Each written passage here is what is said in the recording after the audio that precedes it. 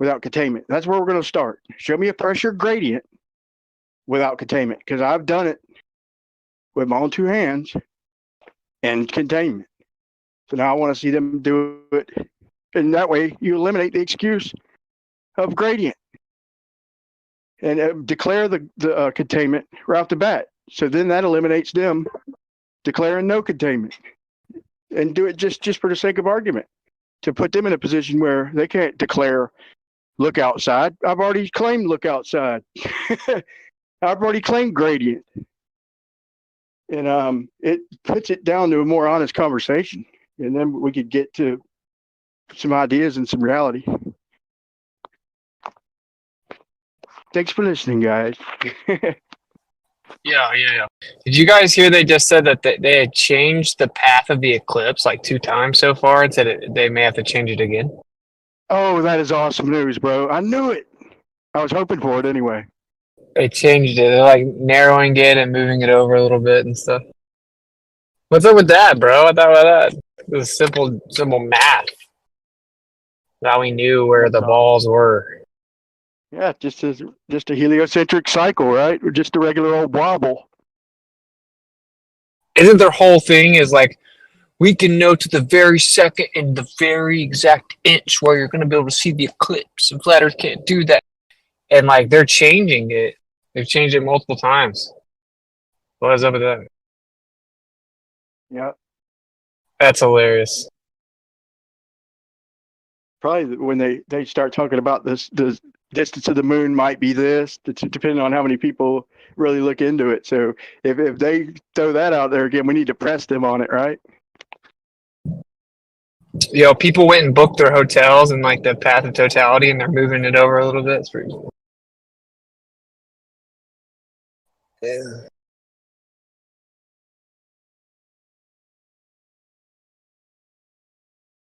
Where I got 2 of 3 different size weights, 3 lead balls, well, 6 in all. 1 small, 1 medium, 1 large. And I'm not in the path of totality, but I figured it might help to do the Foucault. And I was even going to throw in the SE version and do multiple at once, since I've already got the stuff to do it. I can't find a spot, dude, but I got a spot that'll do. And so I got to get it where it replicates first. I've never been able to achieve that. But it's like, dude, I go to talk about it and people are like, they don't even want to talk about it. It's like, dude, why would I even do this, dude? I'm trying to figure out truth and see it with their own 2 eyes. And it's like, it's getting on people's fucking nerves and shit. So I'm like, fuck it, dude. I'm over it. You guys got any theories about like the eclipses there? I was just theorizing a little bit. I don't know where it would go, but you hear about this black hole sun all the time. I don't know if you guys read the text. I kind of was asking in there. I'm just having a one chat, but I realized the conversation opened up. You always hear them talking about this black hole sun, and like the Masons have like their black hole sun. I don't know if you all seen like that disc video where it's like allegedly a Mason. You don't really see the guy, so I can't really confirm which guy, but they show how the compass is a description of the black hole sun, and it comes from the center of the Earth allegedly, and a bunch of stuff.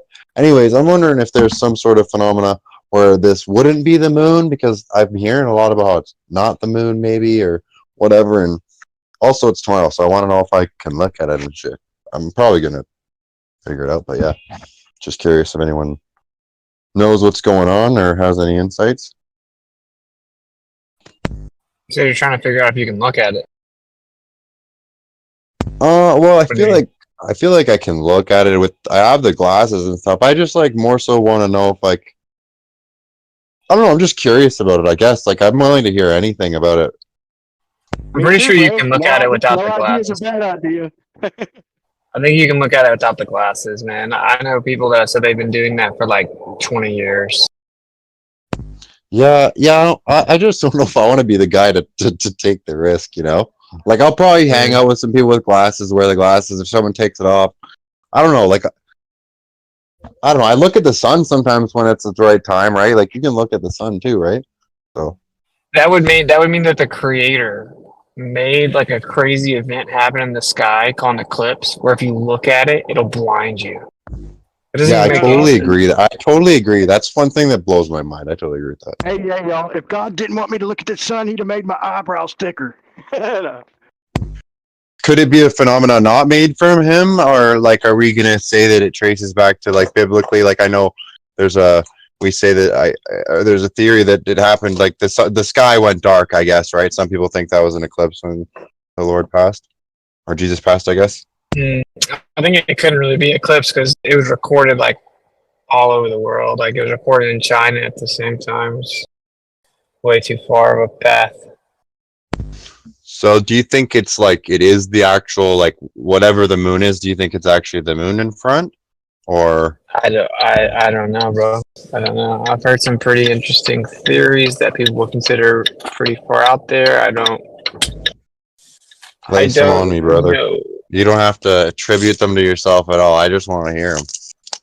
Commitment Two to of them. test Sean and from Kingdom of knowledge, bro. Context thinks it might be like mystery. There might actually be like mystery Babylon that goes in front of the sun. I think which, I remember you mentioned that once actually. yeah, you have to listen to him lay it all the way out 'cause it's pretty crazy. I told him he might can come on and lay it out. And then Yeah, he's good obviously shit. there's the idea of other things in the sky, right? Like just other bodies in the sky that aren't the sun or the moon. But Why I would mean, they like only the appear whole, then? Like, is it so they just just because move it's in the sky. passing in front of our sun, so that's why we see it, or what? I don't really know, man. Right? I don't Yeah, know. I Like guess. there would just be a cycle.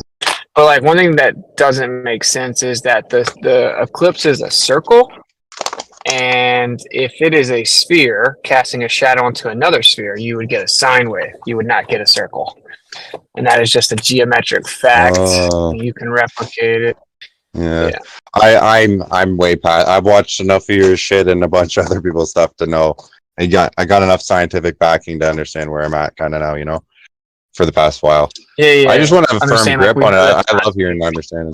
Sorry, what? You can't get it to be circular for a I have no minute, idea.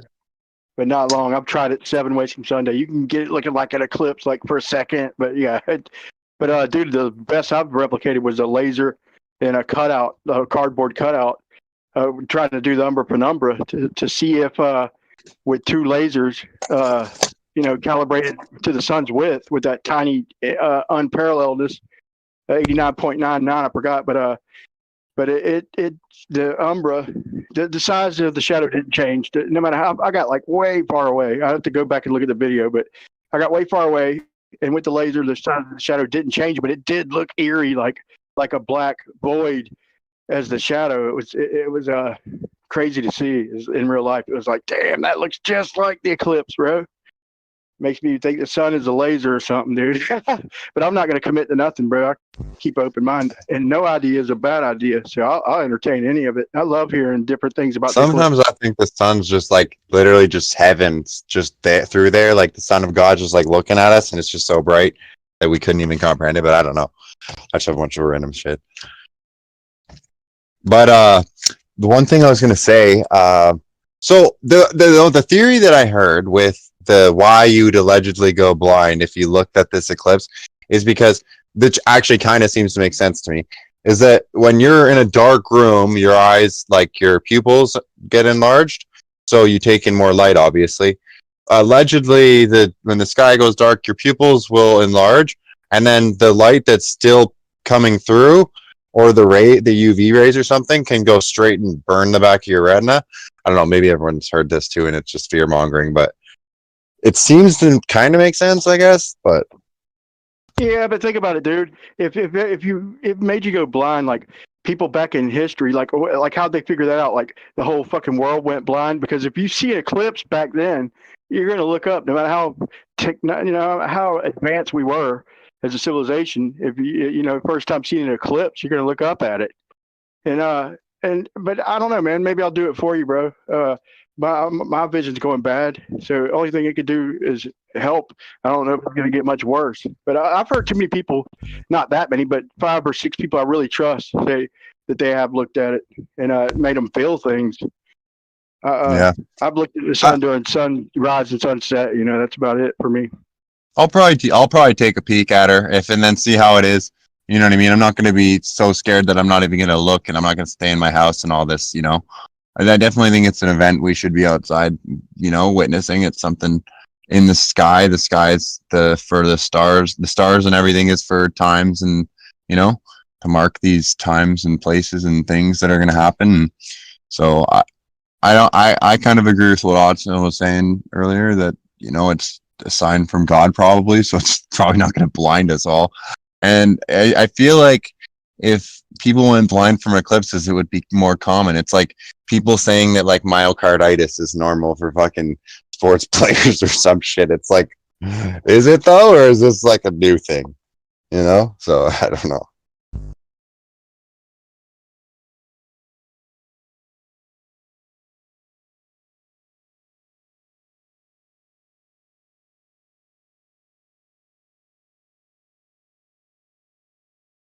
Dio, are you here?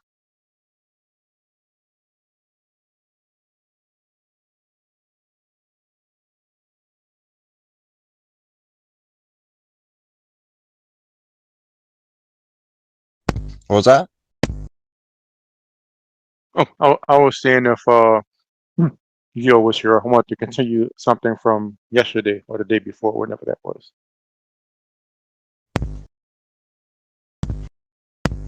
Or anybody else uh who adheres to the Rahu I forgot what the other thing was, K2 uh explanation of how solar eclipses happen. Oh, yeah, I'm curious. I was asking about that in the chat there. Well, somebody in the chat says that's the reason why. I was asking like kind of like what the theories are, just kind of hopping in. They were saying Oh, flat or round. I said both of them. They said it's either the moon blocking the sun, which obviously that's what we've heard before, and then or K2, and I didn't know what really K2 was. And then Left Lane said spelling Raho and Kato. I don't know the spelling I at the didn't. moment, Yeah. but what is that? Is that like? Can someone describe what that means? Like I don't know what Raho and Kato is. To be honest, maybe I.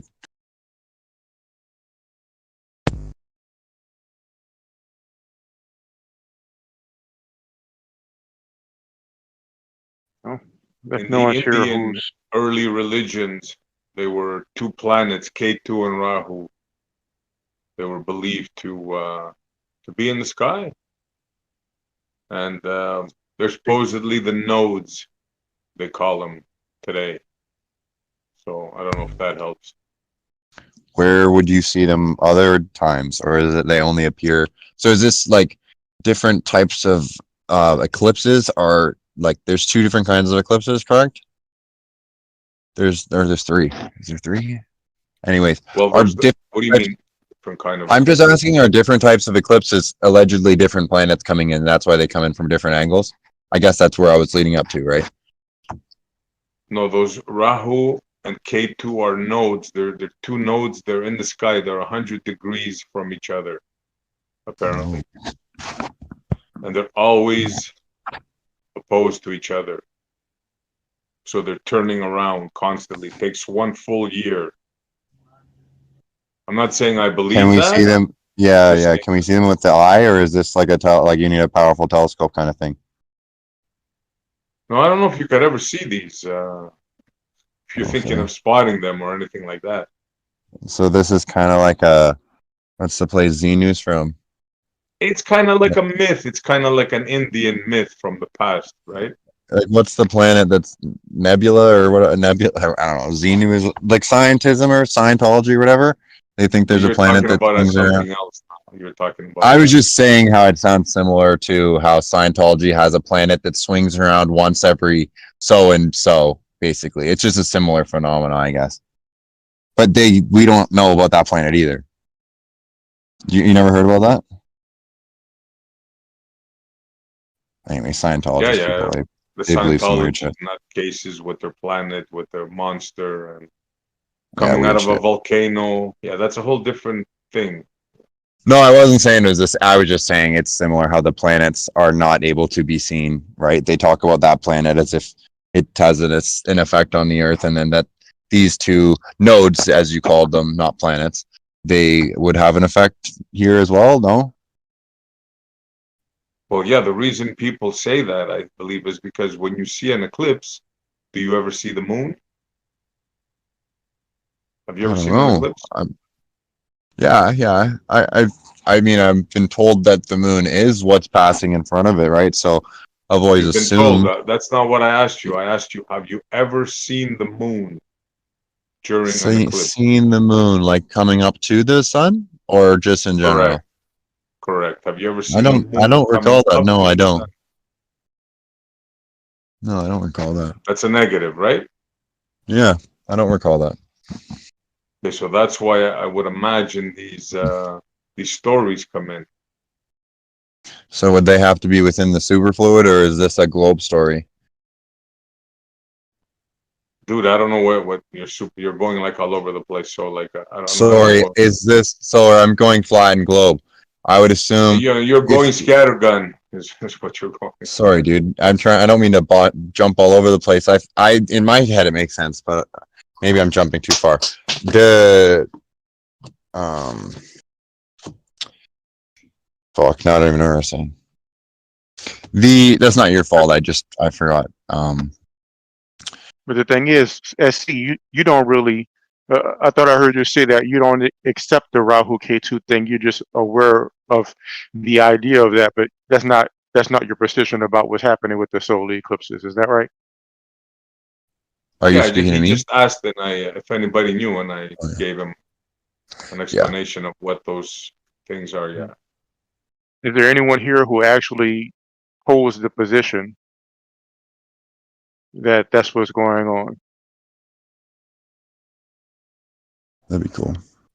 I don't know. What position do you hold, Daryl? What we talked about yesterday, you showed the image and you called it the standard model. That hasn't changed. I would just want us to talk to somebody else who holds that position. I wasn't necessarily in a position to ask yesterday, but have a little bit of time at the moment. Right. How would you explain that we don't see the sun? I mean, sorry, the moon coming in. What would your explanation be? Sorry, how have you determined that we don't see the moon? Well, have you ever seen an eclipse? Yes, Okay. Have you ever seen the moon during an eclipse coming in? yes, yes. You've That's what seen the the eclipse moon is. coming in? Yes, that's what the eclipse is. Oh wow, do you have a picture of it? You'd be the first one. You have a picture of the moon coming in before He's it saying touches coming in, the. not on the eclipse. That's what where I was off to. He's saying on, like you don't see the moon approaching to then block the sun, right? Exactly. Yeah, Well, I didn't that's take where. pictures myself, but you could find them online anywhere. I don't see what the problem is. Well, then you haven't looked into it. You think there's pictures Okay. showing the moon coming in before the eclipse, beside the sun? N- No, I've seen pictures everywhere. I mean, there's pictures right. Hold up, that might not be an eclipse. Is that an eclipse? I don't know. I don't know where those images come from, but or I really don't see what the problem is. That's what the eclipse is.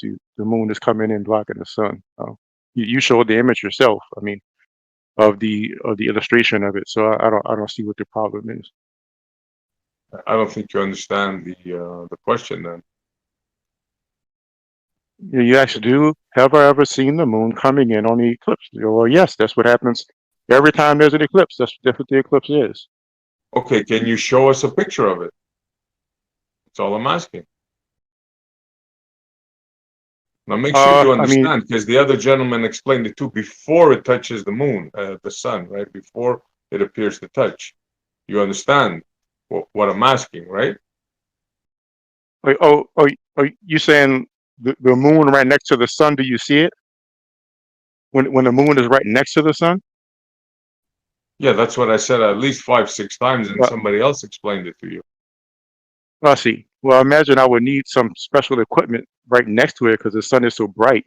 I mean, that's common. I mean, I don't see why that's a. But why would you expect to see something right next But to the sun before it gets to the sun? I mean, that's not a sensical question. Um, you know, it's the same reason why we don't see stars in the daytime. Like, does that mean stars are not there? I mean, it's not a sensical isn't question. I isn't the mean, moon reflective? Is Wouldn't a it kind star of a be big brighter? giant rock?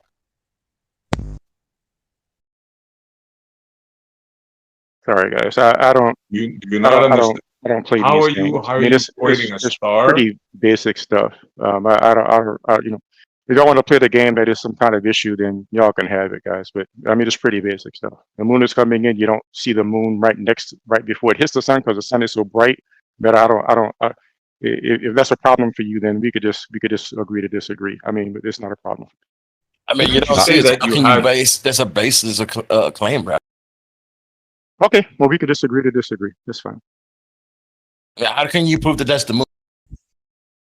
I'm not going to play those games, man. I don't play those games. I mean, that's the This question, is what man. I've learned. This is the I've thing, already though, answered man. it. You're I've already answered it making more a than once. claim.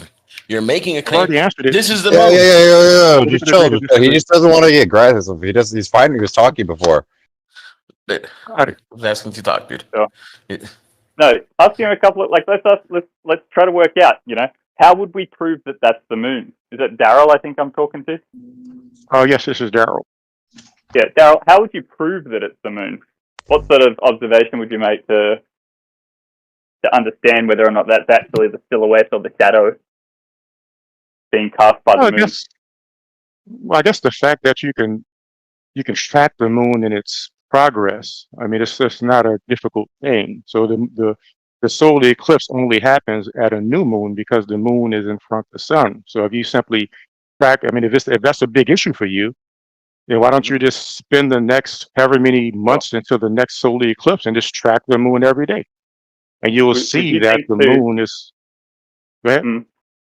I just wanted to ask you: do you think would you check the shape of the shadow that's cast upon the sun to Say that one more see that time.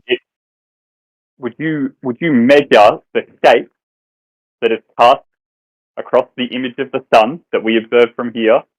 Would you check the shape of it just to maybe double check that that's the moon? Guys, I'm sorry, guys. Y'all making a problem where there's not a problem. It's clearly the moon coming in front of the sun. If you doubt it, just track the movement of the moon for the next however many months until the next solar eclipse, and you'll see that the moon is right where it should be, which is in front of the sun during the solar eclipse. It's not a difficult thing. That's fine. Okay, what It's about the not. So, Saturnian eclipse? Have you heard of the Saturnian eclipse? and there we go trying to find. I mean, that's already been explained, guys. I mean, I'm sure somebody's explaining this to you. If there's not, then go do Wow. some reading on it. So I mean, wow. So yeah. when we So ask you I a mean, direct question, you just want to avoid it because you know Have it, you? it because I've completely heard this negates. explained. You keep just interrupting me, bro. What's going on? You don't hear me speaking? Okay, guys, go ahead and do your thing. 'Cause I'm not going to keep answering the same questions over and over again. Yeah. I I have know. other You things want I to have run to away do. from your model. Fine. I mean, Daryl, are you aware of any? Have you seen any photos of the moon where it seems to be almost transparent? Where you look up at it during the day and you can see the blue. He has an explanation. He doesn't want to talk about it. This is no problem according to him because he can't provide evidence of it. So that's why he's saying that, you know what, I have my story and that's it.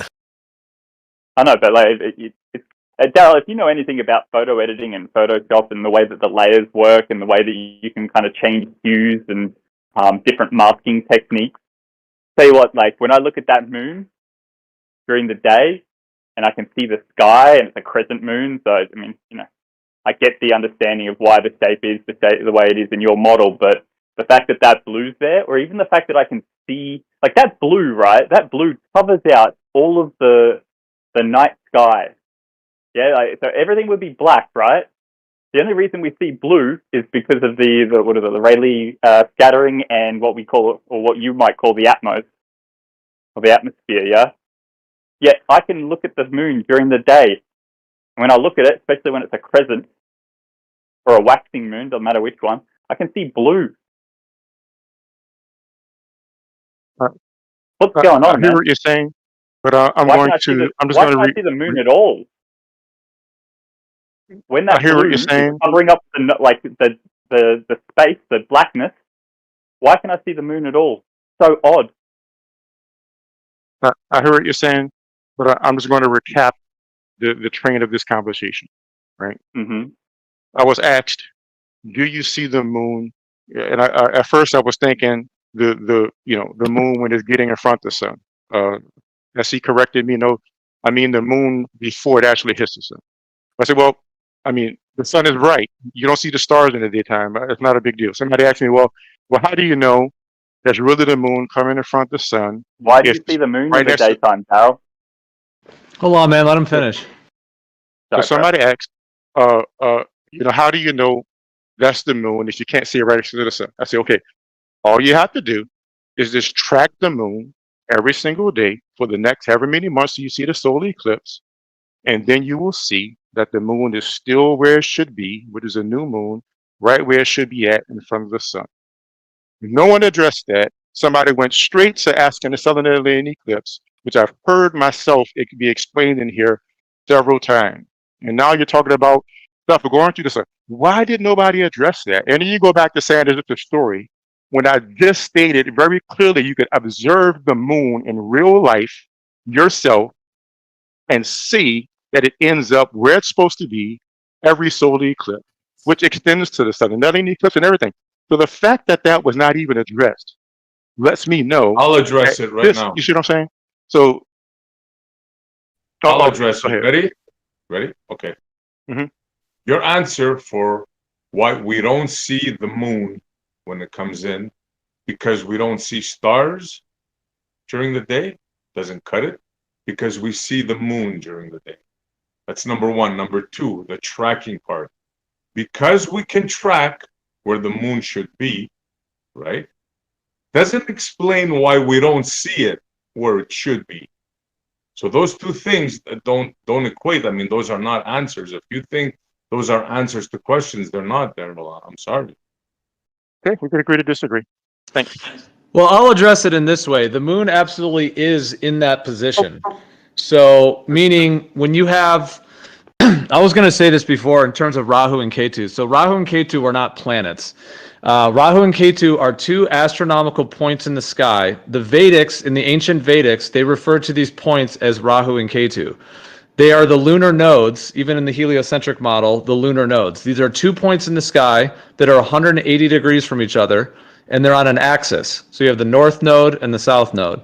Now, the heliocentric model has its explanation for the nodes. The Vedic explanation was Rahu and Ketu, which was the words that they used, which are connected to their symbolic system as well. And had to, like, they refer to it as like the dragon's head and the dragon's tail. So it's like the dragon swallows the sun during a solar eclipse. So they had their kind of a symbolic system that was representative of that. So the thing is, you have those lunar nodes, which are 180 degrees from each other. There's 2 points in the sky. Whenever there's a new moon or a full moon that lines up with those nodes, we get an eclipse. So yes, in the Vedic tradition, they refer to those points as being actual points in the sky in which these, darkness or the kind of shadows or the dark circles, as it were, sort of overtakes the sun and the moon, respectively, during lunar and solar eclipses. So that's that as just a brief thing. And then the thing about the position of the moon, Darryl is correct. Before we move Okay. on from that, though, because that's what I want to ask you about. Because I can't remember the name of the other guy who was here, but I know that you were the one who was actually clarifying how it works. So I want to ask you, how do you all determine, like SC has showed the image, right, where you can see the size of the shadow on the earth, and that all explains the size of the shadow, the movement of the shadow, and so on and so forth. So how does Rahu and Ketu, because you showed me the image, and pretty much the nodes are up there like next to the sun and the moon. So how does that determine the size and shape of the shadow on the Earth and how the shadow moves on the Earth and everything like that? The Rahu and Ketu thing. Like, how does that happen? Are you able to like illustrate that or whatever? I think if I'm getting what you're asking, I mean, in terms of like, because I mean, this is like the ancient Vedic, so I mean, you know, we only have certain documentation. So I mean, what they truly believed, I mean, you know, unless we were alive in that time, but nonetheless, I mean, I think they generally view them like the idea of like a dark body. That these are, I mean, I would even add the idea that there might be like magnetic nodal points, etc. But let's just say they're like a dark body, like a circle that's a half degree in angular size, you know, roughly the same size as the sun and the moon. Normally, they're not visible when you just look up at the sky, you know, because we know where Rahu and Ketu, well, we know where the north node and the south node are in the sky at all times. So, I mean, if we just look up there, oh, look at that black circle. Well, we don't see a black circle all the time. But I think the general idea is that when the eclipses happen, there may be some sort of an alchemy, there may be some sort of an activation in a sense to where that the dark body, as it were, becomes active and then, you know, swallows the sun, as it were, covers the sun. And then you're saying how that would link to the shadow on the earth. I mean, I suppose in a sense, wherever the position of the sun is, if that dark body is overtaking it or absorbing the light, or there's some kind of polarization effect, then it's going to darken and then therefore, you know, cause darkness on the earth and respectively. Do you think if by going by that logic, wouldn't that be the Well, same hold on. as building? We'll let Darryl respond real quick. Yeah. So this process, so in other words, it sounds like you don't really know. It's like at this point, it's like a supposition of what the ancients might have believed, right? Well, in terms of Rahu and Ketu, yeah, I mean, that we could do our best to kind of go off of what they may have. Yeah, I mean, they refer to them as like a shadow body that causes eclipses. So yeah, I mean, you're saying, is there anything further, like some kind of like more of like a physical model or something further than? Yeah, because I know, like I apologize, I can't remember the guy's name, but he was saying something like, if I remember right, he was saying something like NASA and all, they have the information, and that's how they predict the, you know, because as you know, I'm sure you're aware. I mean, you can go to any, you know, like time and date or whatever, and you can see it shows the little specific size of the shadow down to miles, and it shows where it's going to be down to minutes. So as far as what the globe model is there's no what's or it may be, there's none of that. It's just this is what it is, and the evidence is the fact that it's timed down to the minute, even the second, and it's timed down to the mile, probably the I don't know how far it goes, meter or whatever. So is it your position that NASA or time and date and all these places are somehow they understand Rahu and Ketu, and like how do you make the connection between that perspective of Rahu and Ketu and the fact that we can, as you know, people who recognize the Earth as a globe, predict all of this stuff down to the minute and stuff, and the location and everything? Yeah, well, Stars. by the way, just to say one thing, when the conversation was going all over the place, the thing is, dude, when there's a lot of people, I mean, we kind of like to keep the panel open to have it kind of be an organic conversation, but I do hear what you're saying. Sometimes people jump in and different topics get brought up, and it takes a little bit of added kind of focus to have a back sometimes if there's a lot of people jumping in. I just want to say that from before. If you want to stay on one topic, because I know what you mean. Sometimes something gets brought up, and then, you know, sometimes it can be shifted. Because I know I was listening, but I wasn't able to get to my mic, and I know you wanted to discuss this a little bit more without jumping around. Well, what I would say to respond to what you said, though, so we have this effect where the sun and the moon, and then these lunar nodes, and then it appears as though when they all align, we get these eclipses. And I do think there's a lot of, in the ancient astronomy and astrology, they had their explanations as to why that happened. It's always seen as a phenomenon that happens, you know, in the sky. It's like a function of the sky itself, or the function of the celestial bodies in which that occurs. So yeah, the globe model has obviously, you know, come with their explanation. In terms of the shadows, though, I mean, there are, we could go deeper into that, like in terms of, you know, the claim of the shadows on the heliocentric model in terms of like parallel light rays coming from the, you know, the sun, and it's only a 70-mile wide shadow. So I don't know if you're wanting to go into that, like some of the refutations as to why the heliocentric model has some issues to it. But either way, if I was just to summarize, I think kind of what you're asking in general, I think there is an overlap in terms of these two concepts, like the idea that there are, let's just say, dark bodies or some sort of a, polarization lens or something like that occurs when, let's say with the solar eclipse, where, that kind of dark circle sort of overtakes the sun.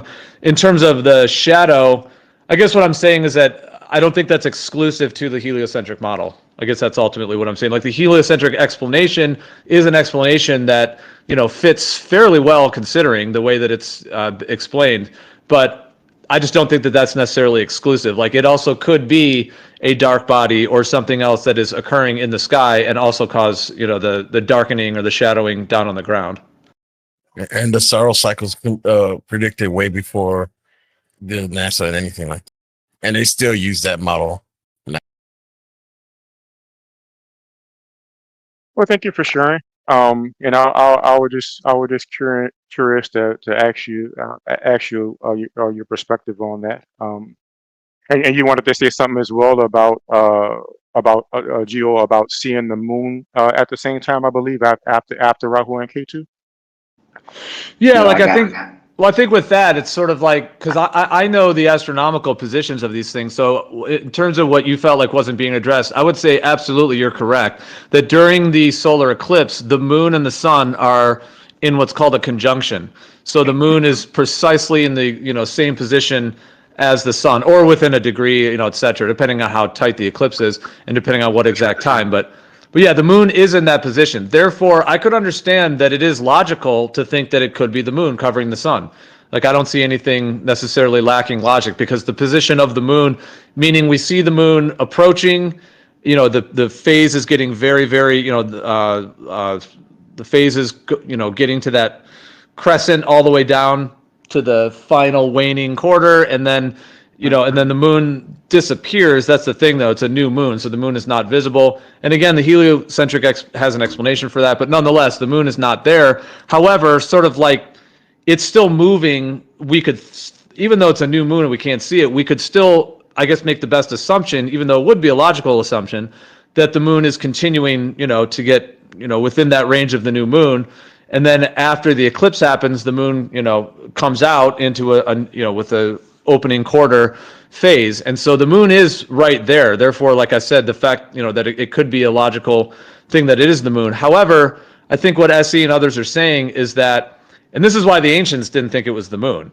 One reason is because they never saw the moon. Now we could get into, they didn't have telescopes. I mean, there's all kinds of arguments that could be made, but nonetheless, they never had any conception that it was the moon. They had these various explanations in different cultures of these sort of dark bodies, or this kind of alchemy effect that happens where, there is this kind of darkening of the shadow thing that could be called, or that dark circle.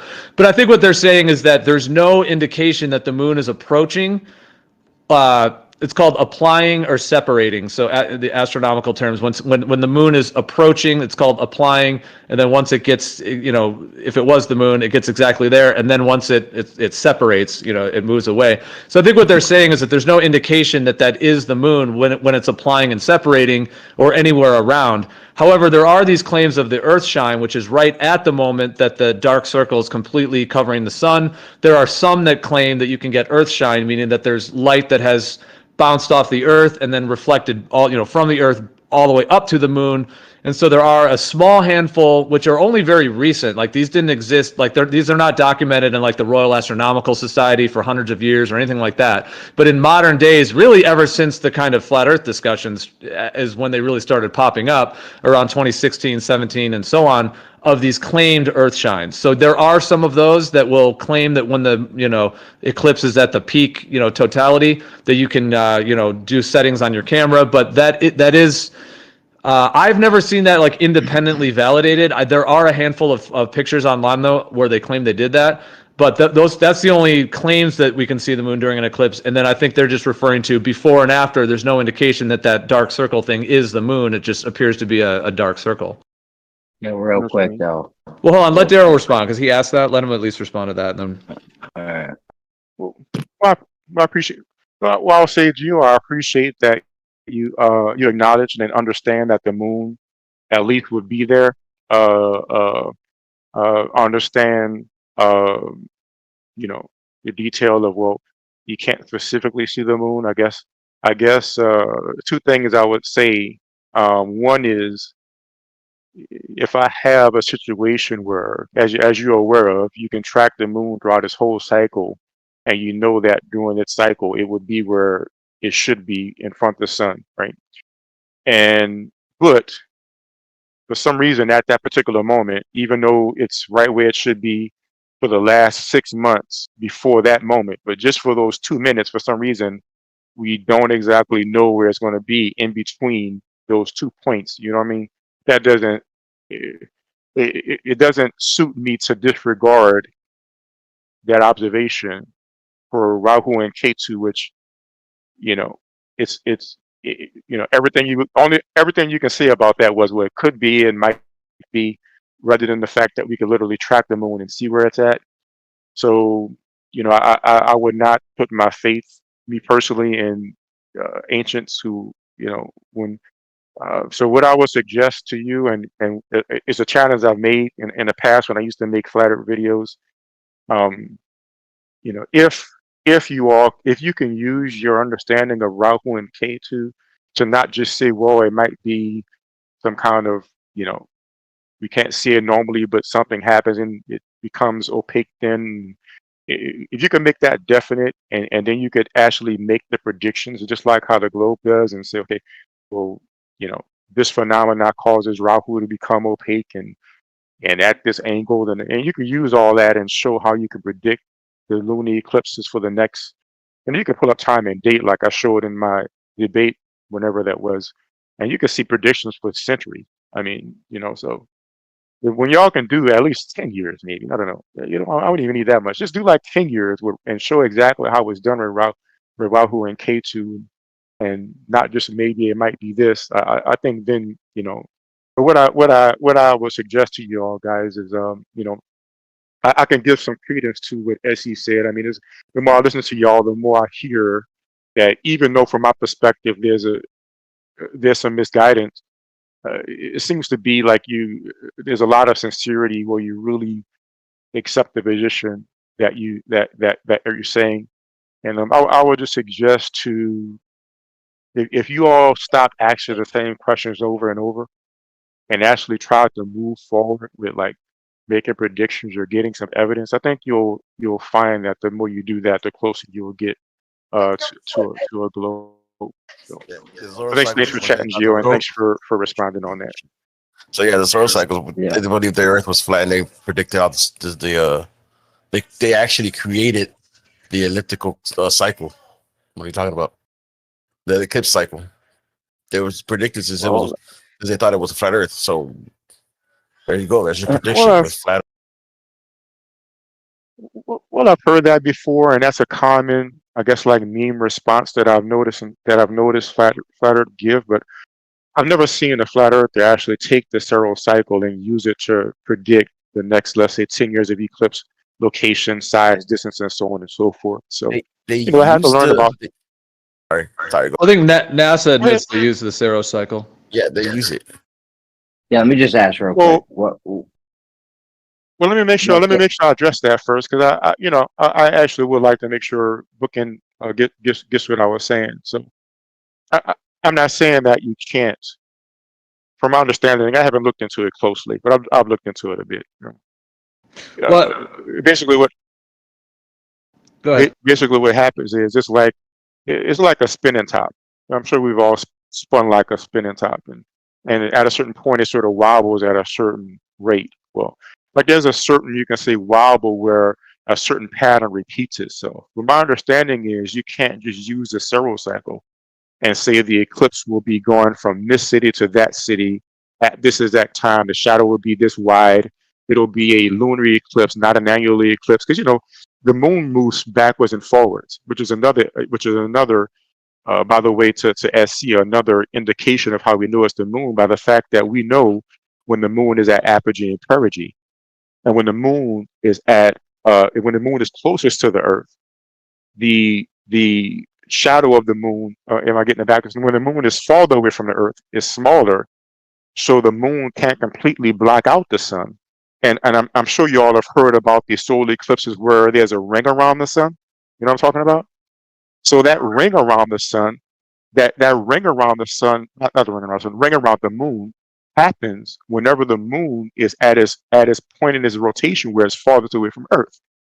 Conversely, when the moon is in its rotation close to the Earth, then it blocks the sun fully. So, it's pretty clear that that is actually the moon, because you can track the moon, like I said, in all of its phases, all of its distances from the Earth, and you will get a specific type of eclipse that can't be predicted with stereo cycle, unless you can show that it can, right? But with stereo cycle, doesn't. Okay, doesn't wrap take it up, into bro. account Wrap it up. Don't distance. go on and on for like half an hour, bro. Like, be concise a little bit. Other people are trying to get in. Well, I think it was fine. I mean, in my opinion, he was just trying to say all that. Well, The stereo cycle doesn't predict the distance of the moon, just a certain pattern that repeats. You need details to predict the distance of the moon, which will tell you whether it's a full solar eclipse or a solar eclipse with the ring. You know what I'm talking about, SE? Where some of the solar eclipses have, like, you still see a ring around, like it's not like a blacked out, but there's a ring in the sky. the corona. Yeah, I hear you, bro. Kid. One of us Distance was of No, Well, not the corona. Let me get a picture. Give me a moment. So I understand that this type of eclipse doesn't happen too often, but let me find it for you. Give me one moment. well, I know Jeremy wanted to get in, but I wanted to address a few of those points. It is sometimes ideal to do one point at a time, but that's okay. So I just wanted to say a few things. Number one, first of all, on a stationary planar Earth, for a solar eclipse, it could still be the moon blocking the sun. So I'm just saying that. I'm not saying it is or isn't. I'm just saying that that still could be an explanation over a stationary planar Earth with the sky above, because the sun and the moon are in a conjunction. If the moon was a physical object, something that could block something else, it could still be the moon. So, and some may think that's the case for a solar eclipse. Now, a lunar eclipse could not be the shadow of the Earth on a stationary planar Earth. However, the solar eclipse, it could be the moon. So I'm just saying that one thing. That doesn't rule that out. And then the other thing I would say is that these lunar nodes are very well known. They have their explanation in the heliocentric model. Over a stationary planar Earth, it's a similar concept, except it's just above us. But nonetheless, those lunar nodes, like, they're always in a retrograde cycle. They make it's like an 18.6 year to make an entire rotation. I usually round it up to 19 when I say it, but it's like between 18 to 19 years is when they make a full rotation around the sky. So that they'll be in the same place they were in relation to the fixed stars, 18.6 years later. So we know where those are. And then every time a new moon or a full moon lines up with those lunar nodes, we get eclipses. So they can be predicted just on that, just like a time clock, that factor. If you just know where the lunar nodes are, just referencing an ephemeris, for example, or just tracking them from previous eclipses and then knowing the rate that they move, you can predict them that way. Now, what you were mentioning, though, about predicting... If I may, before we move from this subject, you have said that it could be the moon on the flat Earth. How do you get the size of the shadow that small if the moon is right next to the sun like that? How do you account for the size of the shadow? Because we know that if an object is close to the light source, it'll make a bigger shadow than if it's farther away and the light source is big. So how do you account for the size of the shadow in that model? Well, and I was going to respond to that as well, because some folks will say with the heliocentric model, well, eclipses on the heliocentric model can predict exactly what swath of land that the shadow and the umbra and penumbra are going to track upon. And what I would say to that is that depends on a map. The actual model of the map, the layout of the continents. So the thing is, the globe model asserts that, and then they map it in that way. So I'm just saying that part, let's say from the perspective that the Earth is stationary and has planar geometry, then we would need that map to then be able to say, okay, exactly it's going to go over that section. So I'm just saying that kind of comes down to a map. And I'm not saying it. Wait. I'm asking about the size of the shadow. In other words, the shadow was like 70 miles wide or something like that. But if you have a basketball next to a light source as big as the basketball, and they're right next to each other, it's going to make a big giant shadow. It's going to cover the whole side of the wall. So I'm asking is the size of the shadow. How do you get a moon up in the air next to the sun over a flat Earth that produces a shadow that's so small. Right. And I hear you. And it's just that I was trying to apply to some of the points from previous, which was one of, and then there was one other one too. But okay, in terms of that, I hear what you're saying. I'm not saying it is the moon. However, let's just say the sun is a light source at whatever size and distance over a stationary planar Earth, and then the moon is whatever size and distance it is. If that main part, and okay, I'm not saying it is the moon, so it's actually not what I don't think it is. But nonetheless, if you're not asking my personal, I'm just saying from the viewpoint that it is. That it is. Well, If you don't think it is, then that's fine. Well, let me just finish though. I'm just saying that it's an option. Well, this links back to. Well, let me just say this. I'll try to be just 20 seconds. So the thing is, when we have those lunar nodes and we have the sun and the moon, when an eclipse happens, it's like a solar eclipse. There's several options. Like it could be the moon. It could be one of those lunar nodes. For example, what if the moon is going behind the sun, and then the lunar node comes in front of the sun, making like a sandwich? Just saying, it's an option. So one option is that the moon's coming in front of the sun. The other option is that, well, there's even an option that the moon disappears. It's a new moon. The moon's gone, and it's just the lunar node. It could not even be the node at all. Maybe it's an effect that happens to the sun. Like it doesn't have to be a body that intersects it. Maybe the moon, the sun itself is in like a magnetic polarization zone, or there's some kind of magnetic field of some sort that does that. So I'm just saying that like the fact that there's all of these four celestial bodies that are lining up, you know, it's like in terms of what could be the truth, it could be option 1, option 2, option 3. So I'm just saying that in general. I want to say that. And then in terms of like what the actual truth may be, because that's the thing, we're trying to isolate that or consider. But in terms of okay, let's just say over a stationary planar Earth, let's say it was the moon. Let's say the moon is some kind of a sphere or a disk or some kind of an object like that, and it was going to block the sun. I hear what you're saying, like the idea that if they were right next to each other, you would think the shadow would be massive. I guess, again, I'm not saying it is, but I'm saying from the argument of it possibly being that, I mean, if they say like the shadow is like roughly about 70 miles wide, it could be that if it is the moon, it could be that at whatever the distance the sun and the moon are at the time of that eclipse, I mean, does that mean the moon is 70 miles wide? So it would just have to be that the distance between them, you know, would create a shadow of that size. Well, I mean, every time I try to ask the flat Earth model is always like it could be this, it might be that, it may be this.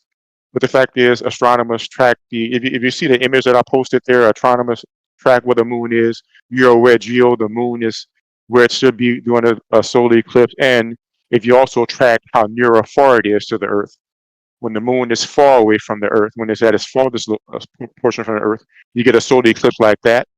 The globe predicts at. All you got to do is go to timeanddate.com, look through all the eclipse. You'll see some of them are full solar eclipse.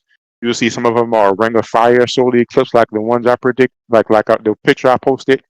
All of that is directly predicted by the fact of the globe, the size of the shadow, the placement of the shadow. So I'm still going to go with that rather than, well, it might be this, it could be that an ancient thing said. So, you know, we could disagree on that. But if y'all really want verification fallacies, and you just said, but okay.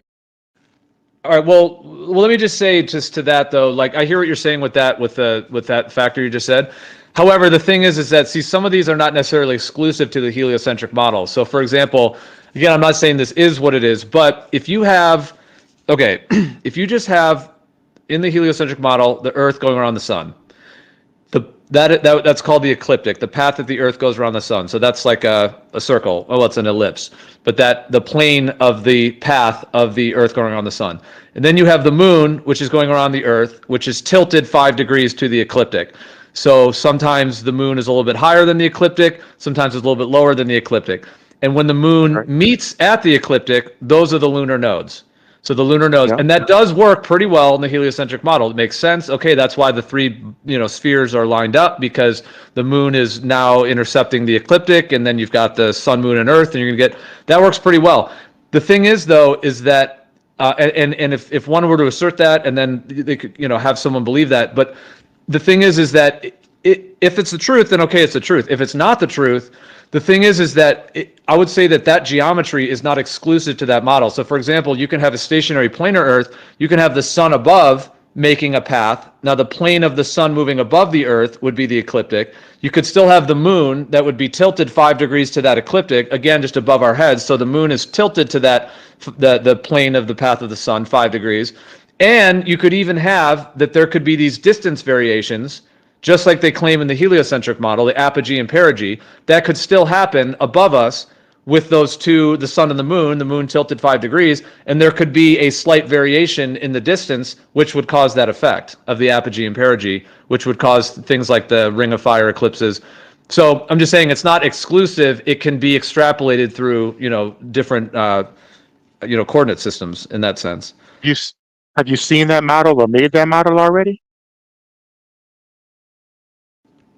I mean, the way I just described it could be put into graphics, yeah. And I mean, in terms of What I mean is, like, have you literally made it where you can see the predictions from it? Like, have you done that already?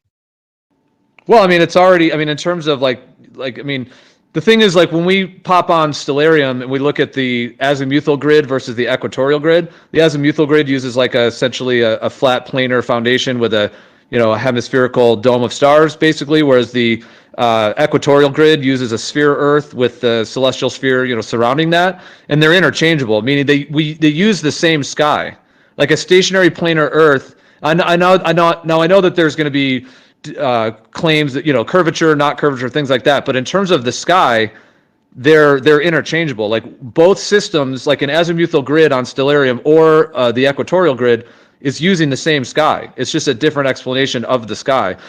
Now, I would like to see more modeling, like you're saying. Like I think in the future it would be great to do additional models, and certainly the globe Earth has a sort of a head start or a dominance in terms of their explanation of things, in terms of all of the graphics and things that they have. If you're trying to look at it as like a competition, what do we have versus they, quote unquote, then yeah, the globe has a lot more. They've had billions of dollars in decades and decades. Now, I know that some might think, well, that's because it's the truth, and that's your prerogative if you think that it is or whatever it may be. But I'm just saying, I think there could be a lot more modeling that could be done in the future. Nonetheless, the way I just described that is just another explanation for the same sky that we all see. The one is in the heliocentric, that can be modeled with graphics. The one I just described can be modeled in graphics. But the actual positions of the celestial bodies, how they move, the 5-degree tilt, the lunar nodes, the actual effects are the same. That's the kinematic equivalence part of it. And would you answer me this? And this is a question. This is an observation that I've made of flat Earth that I'm curious about, and I would like your perspective of. I noticed that flat Earth believers, or have the position, however you want to call it, in contrast or in opposition to an active model for the globe that's working today, right? You prefer over that something that might be or could be that needs to be fleshed out. Why? Like, why do you choose that? Like, why is that to you more of a more pulling of your attention than something that's actually working right now?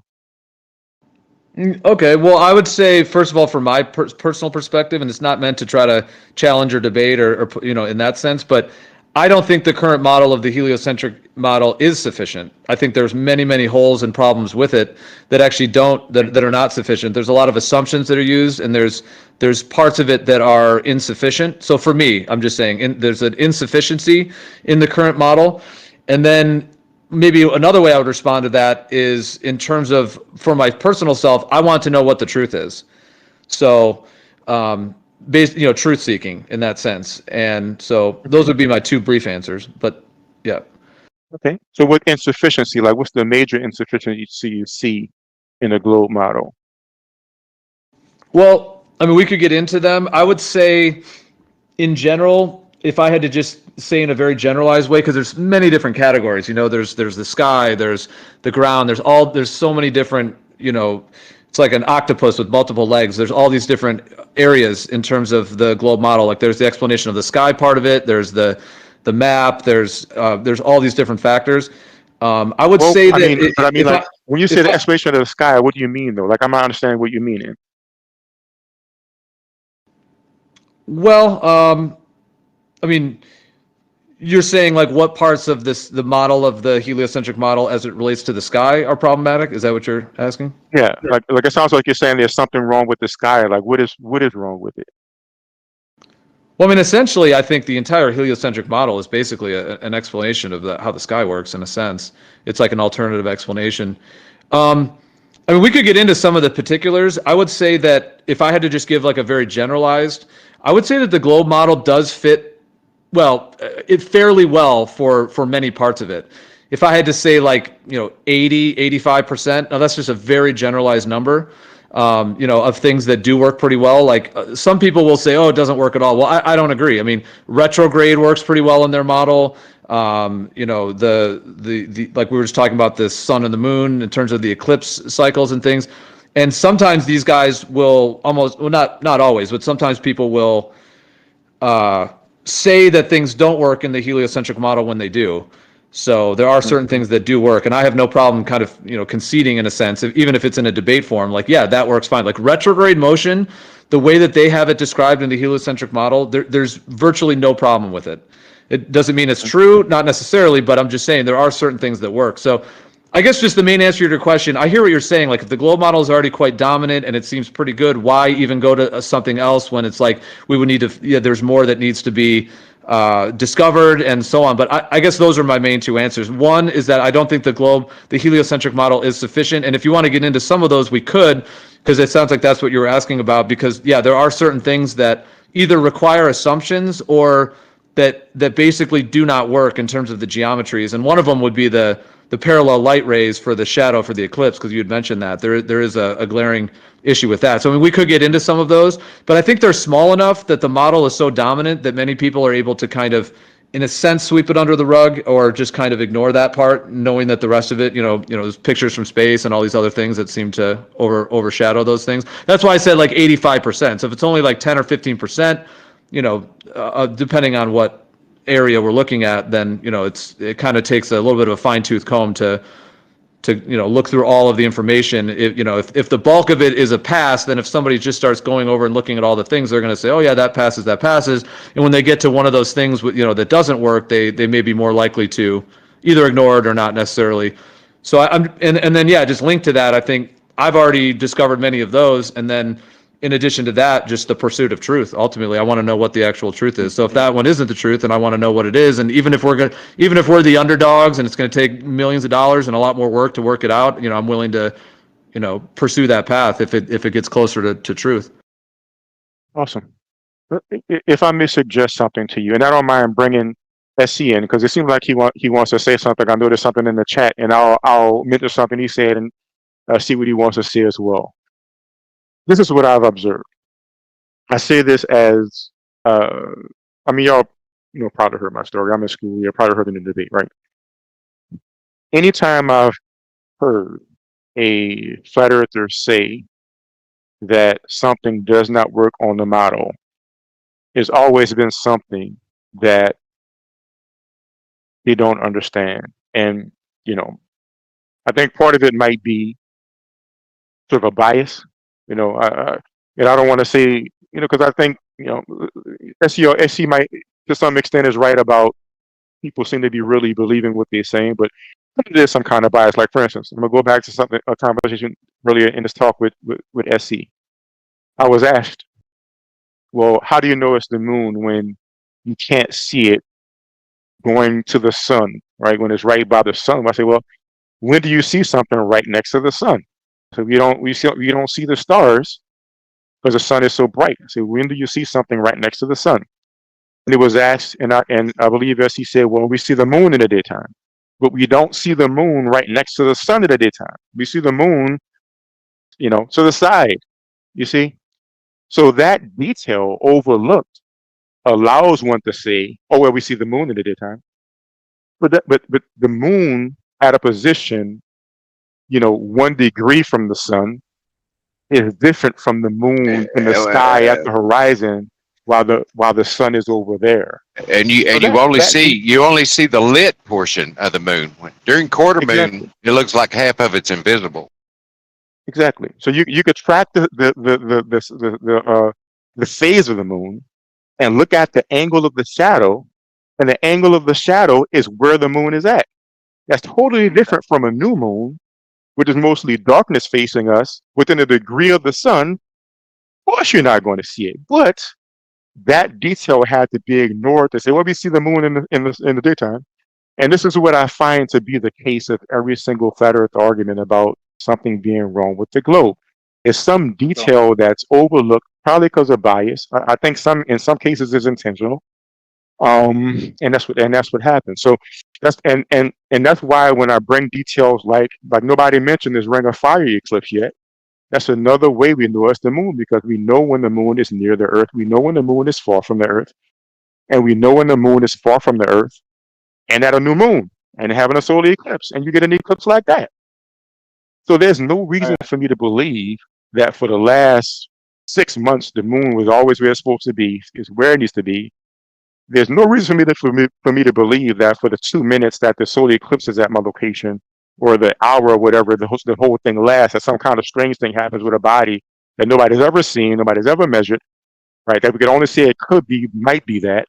There's no reason for me to accept that. So I would just suggest, and I'm talking to you specifically now, Gio. Bro, did you ever talk under 2 minutes in your life? Did you ever like try to make like a short? I'm sorry. Go ahead. I see. What is your response? I mean, I got a quick response to Left Lane's little jab. I'm just kind of curious if we're going to unpack that, but I don't want to. All right, let's try to keep it somewhat organized. And yeah, I mean, I hear what you're saying, Daryl. I think that's why sometimes it's good to kind of slow things down, let one point go at a time, because sometimes when it gets a bit hectic, because now that you're rehashing that, I did hear earlier when some of those points were brought up, and now I actually more understand what was being said, because those things were said so fast, and it was kind of going a little bit off the rails.